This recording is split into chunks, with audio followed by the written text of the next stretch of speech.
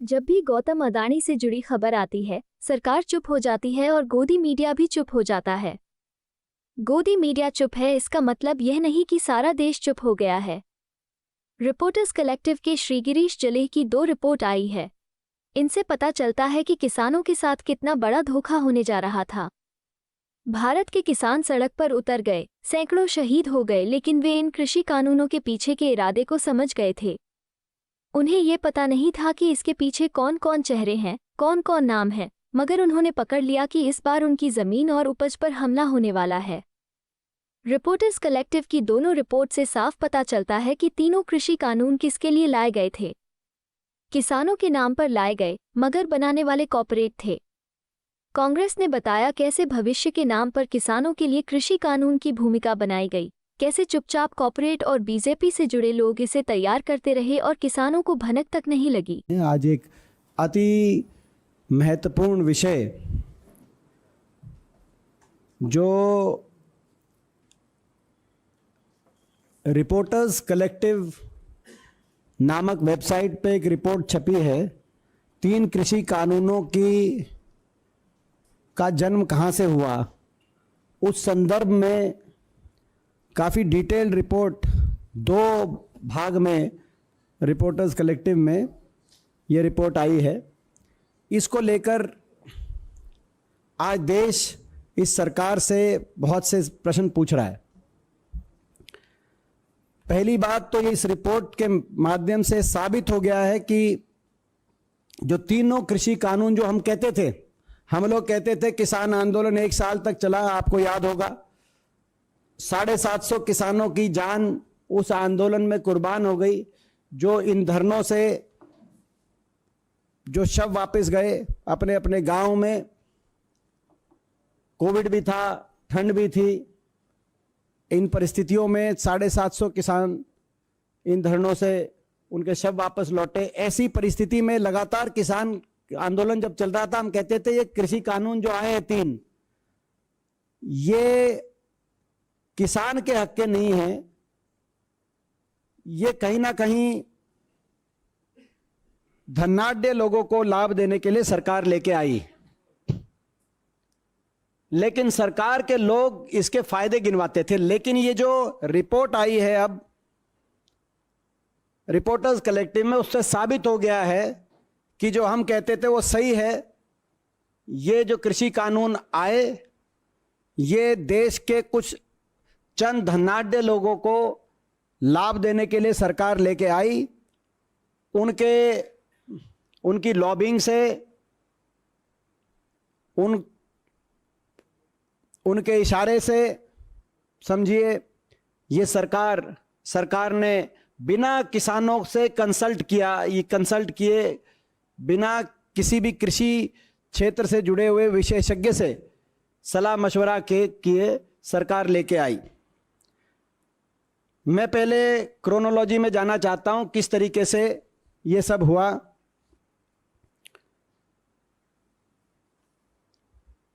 देखिए, फरवरी 28, 2016 प्रधानमंत्री जी ने कहा कि 2022 तक इनकम डबल के लिए हम अपना लक्ष्य रखते हैं।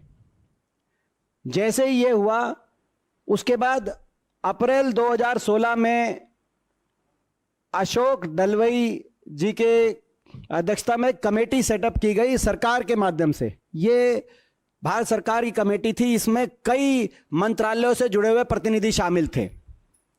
ऑफिशियल कमेटी थी जो इस संदर्भ में काम करा, जिस कमेटी ने, और अंततः उस कमेटी ने 3000 पेज की रिपोर्ट सरकार को सौंपी भी, जिसमें कई अच्छे सुझाव भी इस कमेटी के हैं। लेकिन जब यह कमेटी कार्य कर रही थी, उसी दौरान एक शरद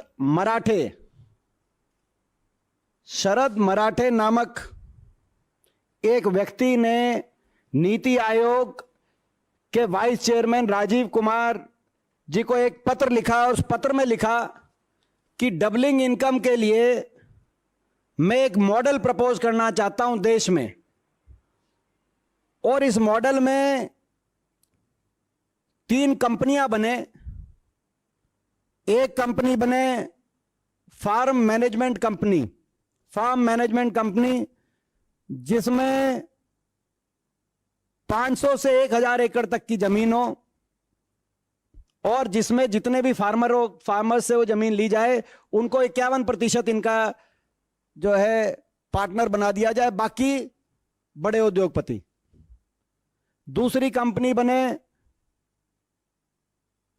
जो कि प्रोसेसिंग एंड पैकेजिंग कंपनी, उसमें किसान का कोई लेना देना नहीं। और तीसरी मार्केटिंग कंपनी, उसमें किसान का लेना देना नहीं। वो 3 कंपनियां बने जो बड़े धन्याढ्य बनाए। जो फार्म मैनेजमेंट कंपनी जो किसानों से जमीन लेके बनाई जाए 500 से 1000 एकड़, उसमें 51% जरूर किसान को दिया जाए। ये उन्होंने एक प्रपोजल लेते कहा कि ये डबलिंग इनकम बड़ा मदद करेगी। और नीति आयोग से मैं मांग करना चाहता हूं, नीति आयोग इसको लेकर, प्रपोजल को लेकर एक टास्क फोर्स गठित करे। ज्ञात रहे, मैंने आपको जैसे कहा कि भारत सरकार एक ऑफिशियल कमेटी बना चुकी थी अशोक डलवई जी के अध्यक्षता में, मगर जब वो कमेटी काम कर रही थी उसके साथ साथ ये टास्क फोर्स गठित करने की बात शरद मराठे, कौन है शरद मराठे? उनका कृषि क्षेत्र से कुछ लेना देना नहीं।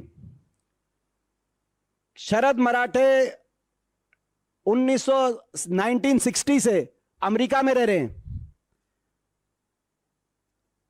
कहीं ना कहीं सत्तारूढ़ दल से और उनके जो एनआरआई, जो उनके संगठन से जुड़े हुए लोग हैं, उनसे इनका काफी अच्छा परिचय है। और बार बार इनको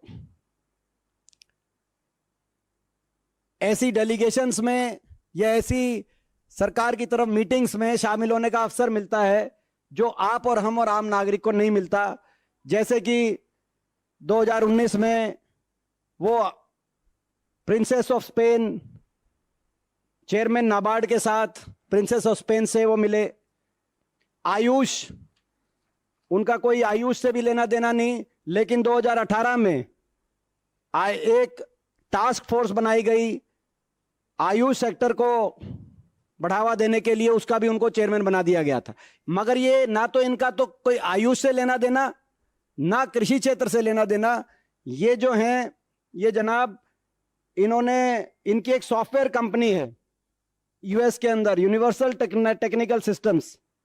इन्होंने मैकेनिकल इंजीनियरिंग एमबीए करी है। और एक और सॉफ्टवेयर, एक और कंपनी है universal technical systems private limited, ये इंडिया में रजिस्टर्ड कंपनी है। तो ऐसे व्यक्ति ने एक टास्क फोर्स कहा कि भाई कृषि क्षेत्र में किसान की, और नीति आयोग ने इनके सुझाव पर, नीति आयोग के मेंबर रमेश चंद ने लिखा कि proposal for establishing task force has been discussed with the prime minister's office and we will await their response before proceeding further. ये 2017 दिसंबर में लिखा गया। उसके बाद ये टास्क फोर्स गठित कर दी गई। तो क्या जवाब होगा वो आप समझ सकते हैं। टास्क फोर्स बना दी गई। यही नहीं, इस टास्क फोर्स में इन्होंने कहा, जो ये शरद मराठे, नीति आयोग, आप समझ सकते हैं, नीति आयोग एक यूएस के सॉफ्टवेयर इंजीनियर 1960 से वहां से, जिसको देश की कृषि से व्यवस्था से पता नहीं, उनके कहने पर टास्क फोर्स बना रही है। और उन्होंने कहा कि इस टास्क फोर्स में ये व्यक्ति लिए जाएं जिसमें औद्योगपति घरानों से संबंधित व्यक्ति, कॉरपोरेट सेक्टर से संबंधित व्यक्ति, कोई कृषि क्षेत्र से संबंधित व्यक्ति नहीं। और खुद को भी उन्होंने कहा कि मैं उस टास्क फोर्स में, मैं अहम भूमिका मेरी रहे। उन्होंने 1-2 की और उस टास्क फोर्स के अंदर एक कोई विनय चौटाई वाले जी हैं, जो कि भाजपा के ओवरसीज के कई प्रोग्राम्स आयोजन वगैरह करते हैं, उनका उन्होंने नाम सुझाया। एक संजय मरीवाला जी हैं, तो इन्होंने कईयों के नाम लिए। जो ये संजय मरीवाला जी इनके खुद के बिजनेस पार्टनर हैं, कि ये टास्क फोर्स बनाई जाए जो देश की कृषि व्यवस्था के बारे में निर्धारित करे। वो बन गई टास्क फोर्स। अशोक दलवई जी की जो कमेटी जो भारत सरकार ने बनाई थी, जिसमें सारे इंटर मिनिस्टीरियल कमेटी थी, वो अपना काम अलग कर रही है। उस जो कि डबलिंग फार्मर इनकम और इनकम बढ़ाने के लिए उसको टास्क दिया गया था। जब उसने उसने 14 वॉल्यूम के अंदर 3000 पेज की रिपोर्ट दी, जब उसने अपनी 13वीं वॉल्यूम सबमिट करी, यानी कि उस रिपोर्ट की तरफ कोई उसको अनसुनात किया जा रहा है, अनदेखा किया जा रहा है, तब इस दौरान ये टास्क फोर्स ने अपना काम पूरी तेजी से शुरू कर दिया। और इस टास्क फोर्स ने किससे कंसल्ट किया? टास्क फोर्स के कौन कौन ऐसे लोग थे जिनसे टास्क फोर्स ने कंसल्टेशन करी? टास्क फोर्स ने the task force consulted handpick big corporates such as Adani group, Patanjali Ayurveda, Mahindra group and big basket. इन ऐसे बड़े कॉरपोरेट घरानों से पूछा गया कि क्या होना चाहिए। जाहिर है इन्होंने अपने अपने नजरिए से सारी बात रखी और अंततः आपने देखा कि कोविड के दौरान बिना संसद में बहस किए 3 कृषि कानून आ गए। मैं एक उदाहरण देना चाहता हूं, छोटा सा उदाहरण, क्योंकि 3 कानूनों में ज्यादा डिटेल में नहीं जाऊंगा, लेकिन एक उदाहरण, अशोक दलवई जी की जो कमेटी सरकार द्वारा इंटर मिनिस्ट्रियल कमेटी थी, और एक और इत्तेफाक देखिए, इस टास्क फोर्स को भी के भी चेयरमैन अशोक दलवई जी को बनाया सरकार ने।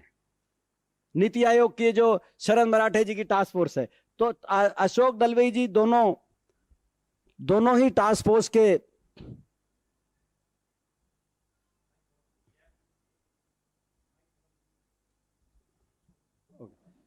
तो ये दोनों टास्क फोर्स के की अध्यक्षता अशोक दलवई जी कर रहे थे।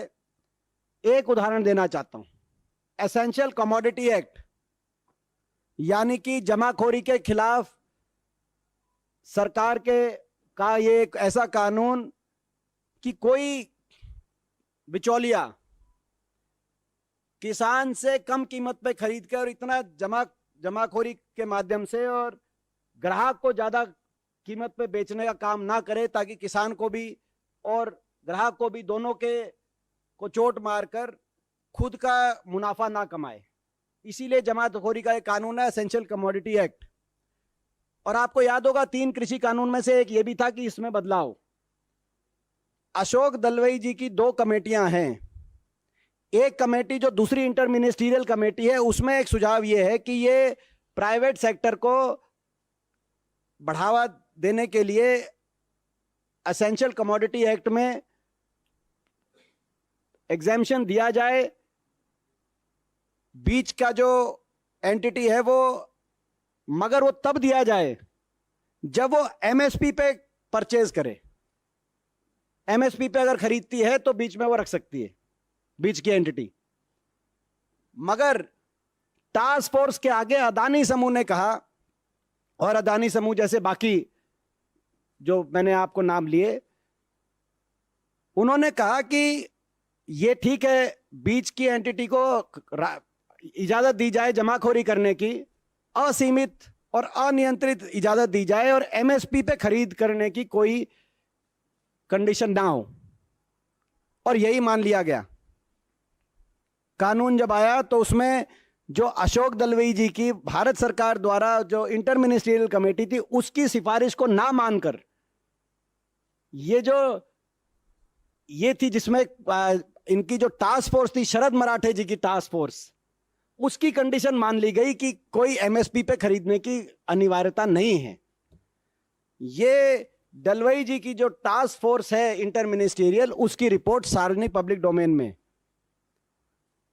अभी तक ये जो नीति आयोग द्वारा जो ये इसकी रिपोर्ट पब्लिक डोमेन में नहीं है, लेकिन किस समूह ने क्या कहा, महिंद्रा ग्रुप ने क्या कहा उसमें सुझाव, अदानी समूह ने क्या कहा, पतंजलि समूह ने क्या कहा, वो सारा पब्लिक डोमेन में है।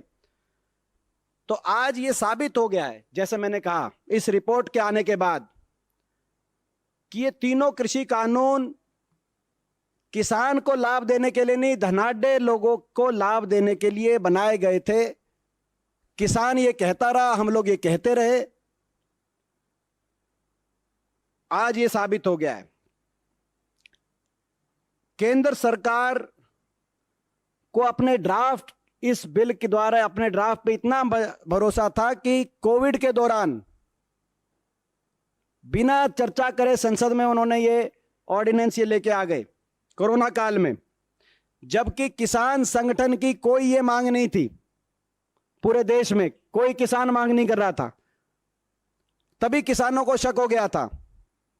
हमारा देश का किसान भोला जरूर है लेकिन समझदार भी है।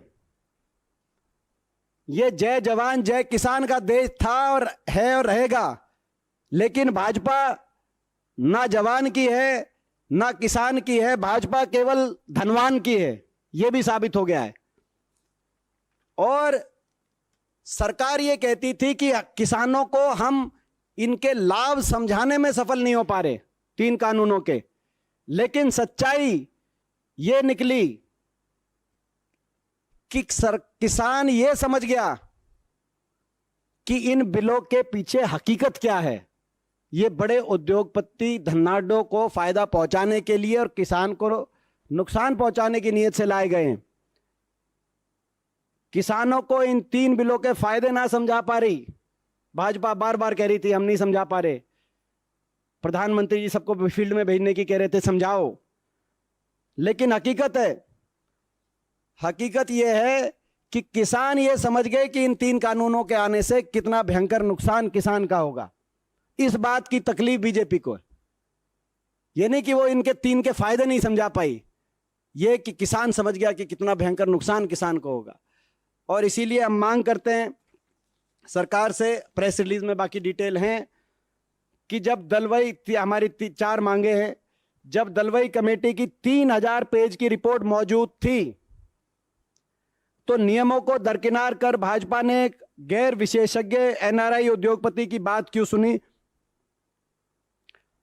हाई लेवल टास्क फोर्स क्यों गठित किया गया नीति आयोग द्वारा? क्या वो किसानों के अधिकारों को कुचलने के लिए बनाई गई थी ताकि चुनिंदा धनाढ्यों को मुनाफा कमा सकें? पहला प्रश्न। दूसरा, आखिर भाजपा सरकार को चुनिंदा पूंजीपतियों का फायदा कराना क्या इतना जरूरी है जिसके चलते उन्होंने देश की पूरी खाद्य व्यवस्था और कृषि सेक्टर को तार तार करने की साजिश रची?